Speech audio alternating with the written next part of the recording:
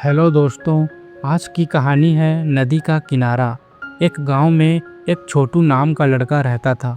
वो दिन रात खेतों में मेहनत करता, मिट्टी में पसीना बहाकर अपने परिवार का पेट पालता था। लेकिन उसके मन में हमेशा एक सवाल रहता था, क्यों मेरी ज़िंदगी इतनी मुश्किल है। एक परेशानी जाती नहीं कि दूसरी चली आती है। वो रोज़ यही सोचता और अंदर ही अंदर टूटता जाता। एक दिन छोटू परेशान होकर एक साधु महाराज के पास पहुंचा। उसने अपनी सारी तकलीफें साधु को सुनाई, गरीबी, जिम्मेदारियां और वो दर्द जो कोई नहीं समझता था। उसने कहा, महाराज, जिंदगी की मुश्किलें कब खत्म होंगी?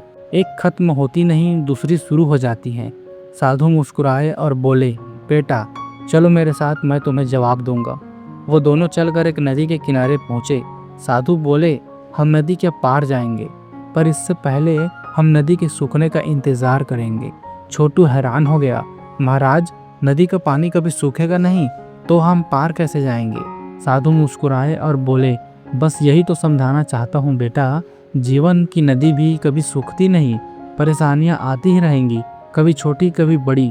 अगर तुम किनारे बैठकर इनके खत्म होने का इंतजार करोगे तो जीवन भर किनारे ही रह जाओगे। लेकिन अगर तुम हिम्मत जुटाकर नदी की धार को चीरते हुए आगे बढ़ोगे, वो पार भी करोगे और मजबूत भी बनोगे। तो पार भी करोगे और मजबूत भी बनोगे। छोटू ने सिर झुका लिया। अब उसे जिंदगी का सबसे बड़ा सच समझ आ चुका था। कहानी की सीख दोस्तों, जीवन की परेशानियाँ नदी के पानी की तरह होती हैं, कभी रुकती नहीं। अगर तुम किनारे बैठ जाओगे तो जिंदगी निकल जाएगी, लेकिन अगर साहस से कदम बढ़ाओगे तो हर लहर तुम्हें और मजबूत बना देगी। दोस्तों, अगर आपको यह कहानी पसंद आई हो तो चैनल को सब्सक्राइब कीजिए, क्योंकि हर दिन एक नई कहानी, एक नई सीख लेकर आती है।